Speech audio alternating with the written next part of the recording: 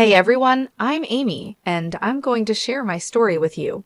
No hiding anything. It all started when my mom passed away when I was born. My big brother, Patrick, was only 5 years old, and our dad couldn't handle the loss. He turned to drinking, which really hurt him. By the time I was 3, he was gone too. I don't remember any of this, but Patrick told me everything. Thankfully, our grandma stepped in to take care of us. We had enough money because of what Dad left behind, but Grandma's love was what really mattered to us. Patrick went off to college while I was still in middle school. We were so proud of him. Meanwhile, Grandma and I stayed together. She was my support through all the tough times. When I finished high school, it felt like the right time to leave home, even though it was hard to leave Grandma behind. College was a whirlwind of classes and new friends. Then, after I graduated, Grandma passed away. By this point, loss was something we were familiar with. Losing her felt like losing a part of myself, but Patrick and I supported each other. Patrick moved to another city for his job, and I found myself alone in our childhood home. After college, I felt a bit lost, like many people in their 20s, unsure of what to do next. I decided to use my design degree and got a job at a small boutique. At 20, my life didn't have the excitement that others my age seemed to have. No wild parties, no serious relationships, just the routine of work and home, and I was okay with that. But everything changed when I met Henry on a rainy day. A blonde guy with ocean blue eyes came into our boutique, soaking wet and trying to dry off. "Hey, how can I help you?" I asked. "Well, first off, I'm sorry about this wet mess," he said. "Can I get a towel, please?" "Of course, I'll see if I have something in the back to help you dry off," I replied. "Thanks. Actually, I'm here to pick up something for my sister Julie. It's her birthday today. Do you think she likes patterns or something simple yet stunning?" "Definitely patterns. She loves to stand out," I said. "In that case, we have some gorgeous floral prints that I think she'll love," I suggested. It took us nearly 50 minutes to find the perfect dress for Henry's sister. We looked through racks of vibrant patterns and bold styles, sharing our thoughts and laughing along the way. I rang up the purchase at the register, and Henry leaned in a bit, his voice low and a bit nervous. "Hey, Amy, I was wondering if, maybe you'd like to grab a coffee with me sometime." "Oh, sure, I'd love to," I replied. "Great. Can I get your number so we can figure out a time?" "Of course. Here you go," I said as I handed him my number. And that's how I met Henry, who almost became my husband. Going out for coffee with a stranger was probably the boldest thing I had ever done at that point, to be honest. But hey, Henry didn't turn out to be a serial killer. So that's a plus, right? After that first coffee, we started spending more time together. We got to know each other better, and I found out that we had a lot in common. Henry's life story was kind of like mine. He lost his mom when he was young, just like I did. His dad raised him and his sister, Julie, all by himself. Henry's dad was from Switzerland, and his mom was USA. They met, fell in love, and Henry's dad moved from Switzerland to the United States. Henry had a job in the corporate world and was doing well for himself, but what really impressed me was how kind-hearted he was. You could just tell from the way he acted and treated people. Our casual hangouts turned into something more serious. We would spend weekends together, sometimes at my place, just enjoying each other's company. Things were going pretty smoothly between us. Then 2 weekends, my brother Patrick was visiting, and Henry was also around. It felt like the right time, so I officially introduced Henry to Patrick as my boyfriend. "Hey, Henry. Finally, I get to meet the guy who's got my sister head over heels." "Nice to finally put a face to the name, Patrick. How's life treating you?" Henry replied. "Pretty good, man. Running my own little business keeps me busy. It feels like raising a baby sometimes, you know? I'd love to talk more about it, but it's good to know you're here keeping my baby sister company," Patrick said. "Oh, come on, Patrick. I'm not a baby anymore," I'm 21, I said, rolling my eyes. All right. This house is really something. Thanks. Dad built it, but we didn't stay here much. We moved in with Grandma when we were kids. Amy filled you in, Patrick asked. Henry nodded, and we all laughed, feeling the warmth of family and the start of something new. I bet she did. Sorry about your loss, man. Thanks, no worries. So, Amy said you're working hard down at the office on the 25th floor? Yeah, just a regular desk job, nothing exciting. Hey, every job has its value. Let's raise a glass to that. Absolutely. Here's to hard work paying off. Cheers. Henry and Patrick got along really well, and seeing them bond made me really happy. Eventually, I asked Henry to move in with me. He was practically living with me already, so it just made sense. He officially moved out of his rented apartment and became my roommate. Henry was the sweetest guy. He did all sorts of little things to make our home feel cozy and special. For example, he would surprise me with breakfast in bed on lazy Sunday mornings, making my favorite pancakes with extra syrup, just the way I liked them. He also left little love notes around the house for me to find. Sometimes I'd come home from work and find a cute message tucked into my bag or stuck to the fridge. It always made me smile and feel so loved. It wasn't just the big gestures that made Henry special, it was the little things too. He would always hold my hand when we were out walking or give me a warm hug when I was feeling down. He was always there for me, through the good times and the bad, and I couldn't imagine my life without him. We had been together for 3 years. Time sure flies by.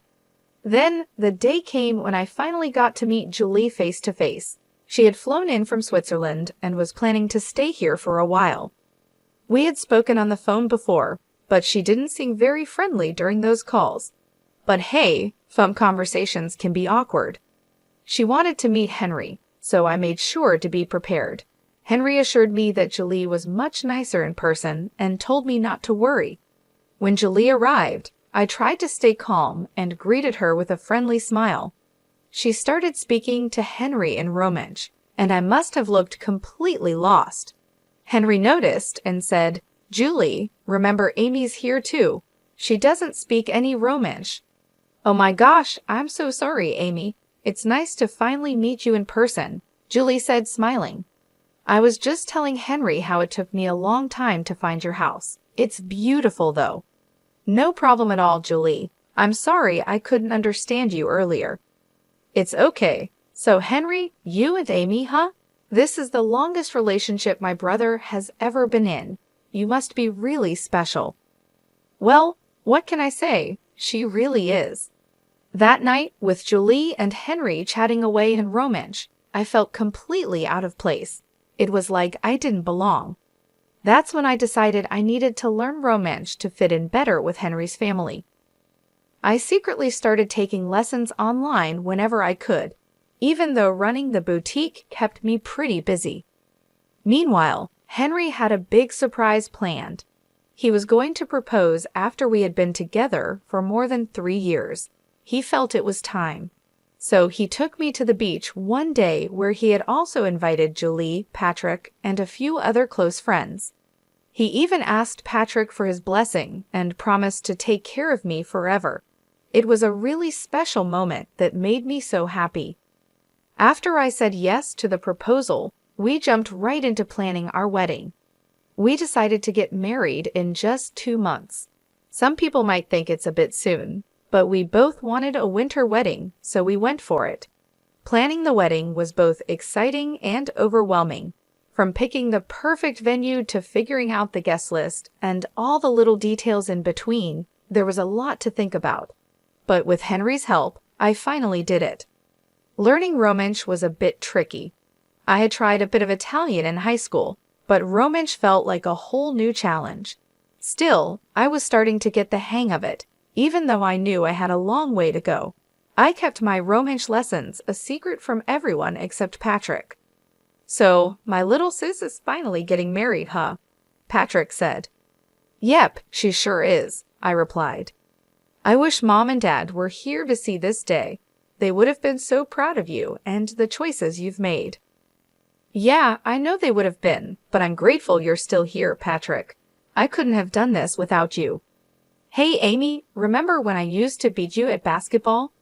Oh yeah, how could I forget? I laughed. Well, look at us now. You're winning in the game of love.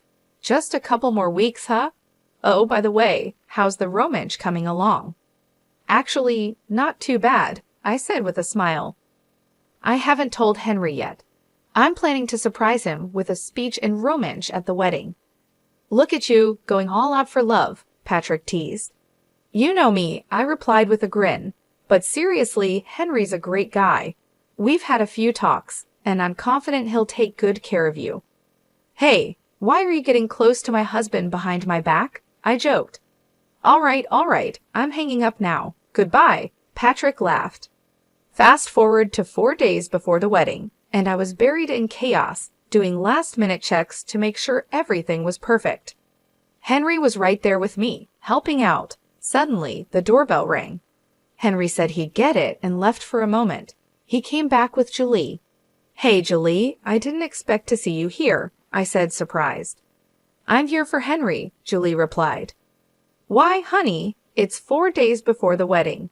Our dad is flying in tonight, and you know the groom can't be with the bride the night before the wedding, right? Oh, right. I almost forgot about that, Henry said, a bit flustered. I'll go pack my bag while you and Amy have some coffee. Sure thing, Julie said, smiling. Henry ran upstairs while I made coffee for Julie and me. So, Amy, I just wanted to say I'm sorry if I've seemed cold or distant. Honestly, I'm really happy you're joining our family now, Julie said. Oh no, Julie, you haven't been cold. Don't worry about it, I replied. Come on, don't be too polite. I know I can be a bit intense sometimes. It's just that I'm really protective of my brother, Julie admitted. I completely understand. My brother, Patrick, is the same way, I said, nodding. Anyway, Dad is excited to see you both too. I'm so glad he can make it. After Julie and Henry left, I was alone in the house. It was still the afternoon, so I decided to take a nap. I headed to the couch to watch my favorite show and hopefully drift off to sleep. As I was getting comfortable, I noticed that Julie had left her glasses behind. I thought about texting her, but I remembered I needed to go near her apartment to check in with the florist, so I decided to drop off the glasses myself. After a 5-hour nap, I put on some joggers, grabbed my car keys, and headed straight to the florist. I checked on the beautiful flower decorations and admired the wonderful work the florist was doing. I made my way to Julie's apartment and rang the doorbell, but it didn't work, probably because it was broken. So I tried opening the door, and it swung open easily. To my surprise, Julie and Henry were not there. Instead, I heard voices speaking Romance coming from the balcony. By now, I had become pretty good at understanding Romance, so I listened in on their conversation. Their accents were strong, but I managed to understand most of what they were saying. Here's what I could make out from their conversation. Finally, we have her right where we want her.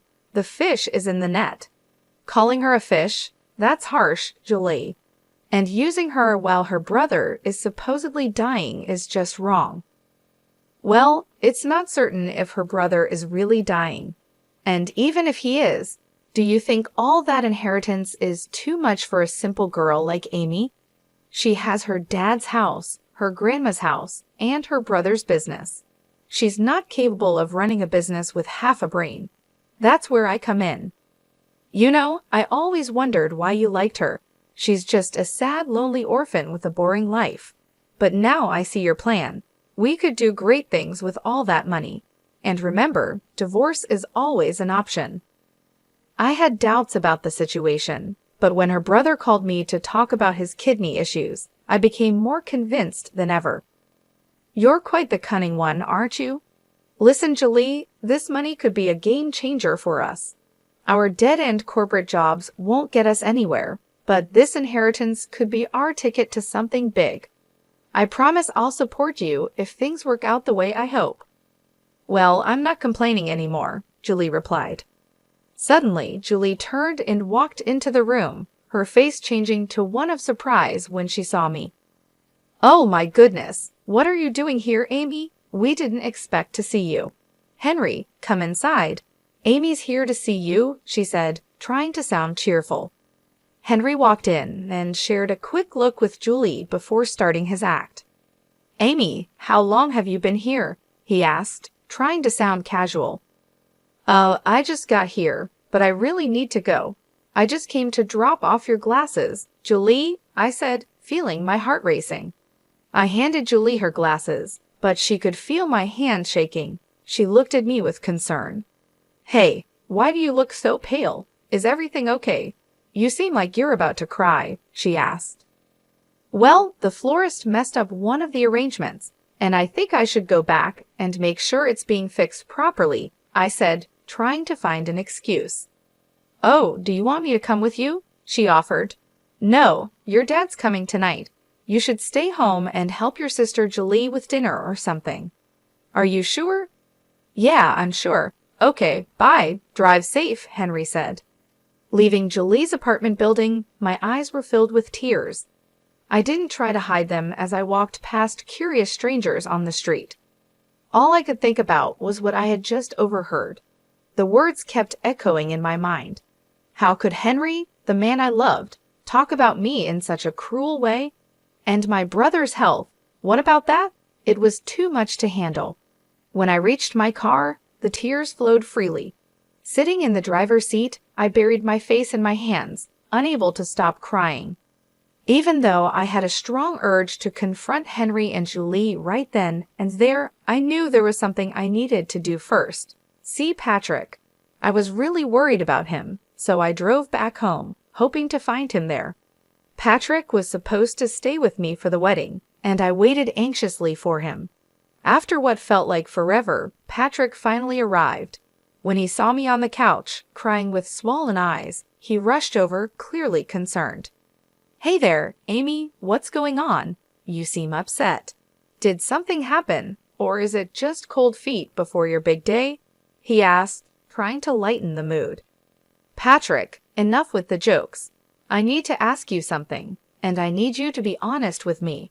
Are you sick?" I asked, my voice trembling. "Amy, don't worry about me. Your wedding is just around the corner, and you should be focusing on that," Patrick replied, trying to brush it off. "Patrick, please, I need to know if you're okay," I insisted. "Well, yeah, I've been dealing with some health issues lately," he finally admitted. "What kind of health issues, Patrick?" I asked, my heart sinking. "It's my kidney. The doctors say it's in bad shape," he said, looking down. "Oh no, Patrick. Is there anything they can do to fix it?" I asked, feeling a wave of fear wash over me. He looked at me and said, "They're saying I might need a kidney transplant in the future, but don't worry, they're working on it." "But the chances of finding a donor aren't great, right? This is serious, Patrick," I said, feeling the weight of the situation. "I know, Amy. It's a tough situation, but I believe things will work out somehow," Patrick said with a hopeful tone. "Why didn't you tell me about this before, Patrick? I'm your sister. I should know. I want to help you," I insisted. "No, I can't ask that of you. This is why I kept it from you. I didn't want to worry you, especially with your wedding coming up. Besides, I was hoping things would get better on their own. Who told you about this anyway? Was it Henry? But you should have told me." "We're supposed to be there for each other through everything," I said, feeling hurt. I overheard Henry talking to his sister. I wanted to talk to Henry about it to make sure he would take care of you if anything happened to me. So I did. He promised to keep it away from you, though. I'm sorry you found out like that, Amy. I should have been the one to tell you. Can we please pretend we never had this conversation and deal with it after your wedding? He asked. Sure, I'll put it on hold until then, I agreed, trying to stay calm. How about we order some takeout? I have some other things to take care of. Sure, Chinese, Patrick suggested. Yeah, that sounds good. And then you better rest up and get some sleep, I said, trying to lighten the mood. Are you excited? I'm sure it's going to be a one-of-a-kind wedding." After Patrick and I finished dinner, he went off to sleep. It had been an incredibly tough day for me, with so much to process. I decided not to tell Patrick about Henry and Julie's deceitful scheme. I didn't want to burden him with worry. Instead, I resolved to handle the situation myself and teach Henry a lesson he wouldn't forget. Reflecting on everything, I realized that Henry had been using me all along. He enjoyed the benefits of free housing and meals without contributing his fair share. Sure, he'd occasionally give me small gifts, but it hardly balanced things out. I had become his safety net, making sure his life was comfortable without any financial worries.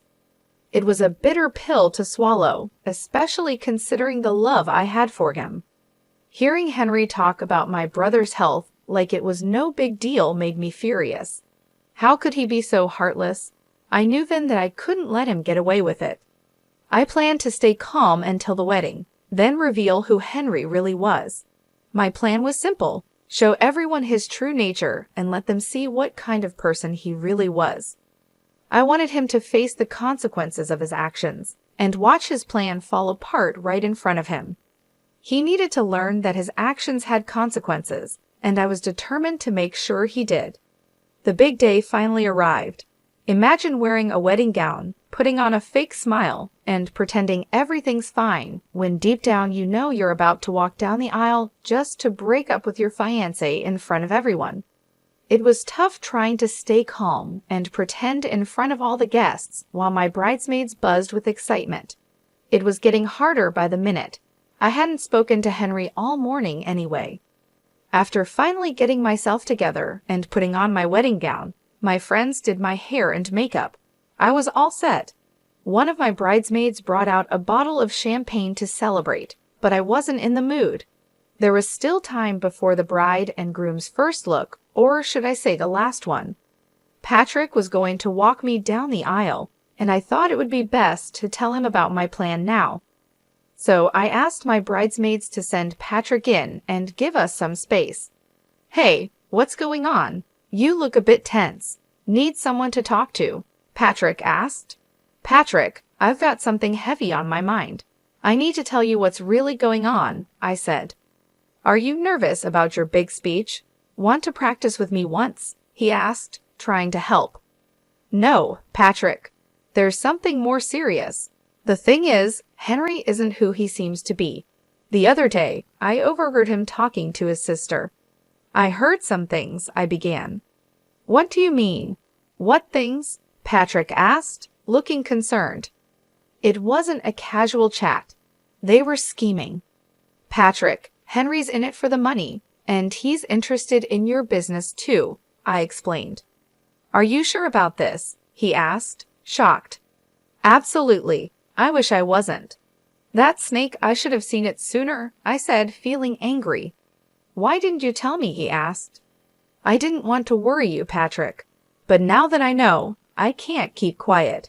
I'm going to confront him and give him a piece of my mind." "How could he do this to you, to us?" I said, determined to take action. "I don't want to let him get away with this easily. You know what? I'm going out there to tell everyone his real intentions, his boss, his colleagues, his family, his friends. They're all out there. His life will be ruined." "Are you sure about this, Amy? It's going to be messy," Patrick cautioned. "I've never been more sure of anything, Patrick. He needs to face the consequences of his actions," I said firmly. Henry and I had our first look, but I didn't look too excited. I could see Patrick trying hard not to punch Henry right then and there, but it was time for the final showdown. The music started playing, and Patrick walked me down the aisle. Henry, with his fake tears, stood there. I stood next to him, looking at the audience. Everyone was smiling warmly. Before the priest could start, I whispered in Henry's ear to leave politely. Then I took a deep breath and began speaking. "Hi, everybody. I want to thank you all for being here. I know you must be wondering what I'm up to, so I'll let the cat out of the bag. Henry came into my life like a breeze and soon made himself at home. I didn't mind it. Things moved fast for us, and I thought we would be together forever. But there's always a but, isn't there? And in this story, there are four. Babe, what's going on? Henry asked, looking confused. Well, I've been learning Romansh secretly. Henry's from Switzerland, and I wanted to surprise him with a speech in Romansh today. But guess what? Learning Romansh helped me understand something I wasn't supposed to hear. Henry and his sister Julie have been talking behind my back. What is she saying? Henry muttered, looking nervous. I've heard everything, Henry. You've been calling me a dumb orphan, saying I don't see how you're using me for money.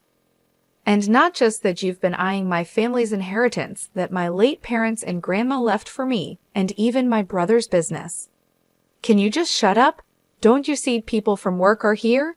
My family and friends are here, Henry said, trying to keep calm. And that's why I needed to show your true colors so everyone can see who you really are. Hey everyone, I hate to ruin the vibes, but I came to speak up about Henry and tell you the truth. So yeah, the party's over, I said, looking around at the shocked faces. I needed a moment to gather my thoughts, so I quietly slipped away from the commotion. Henry and Julie's stunned expressions and their father's disappointed look were burned into my mind. Patrick stepped up, helping everyone to disperse and calm down. After shedding tears alone in my bridal suite for what felt like forever, a gentle knock interrupted my solitude. I hesitated before opening the door, expecting Patrick, but to my surprise, it was Henry. Do you realize what you've done? My dad's furious, and Julie is beyond angry, Henry said, clearly upset. And whose fault is that? I just told the truth, I replied. You could have talked to me privately first instead of accusing me in front of everyone. Now, I don't even know if I'll have a job. My boss was already mad at me, and this might be the last straw. Where will I go? I don't even have my own place, Henry pleaded. That's the whole point, Henry. I can't believe I didn't see your true intentions sooner, I said, feeling a mix of anger and disappointment. Well, congratulations, Amy. You've ruined everything. I hope you and your stupid brother suffer all your lives, he spat. Get out, Henry. I don't want to see your face anymore, I said firmly. The rest of the wedding day is a blur in my memory. After finishing another bottle of wine and waiting for Patrick to see off the guests and clean up my mess, he finally drove me home. The first week after the wedding was filled with tears and support from friends and family.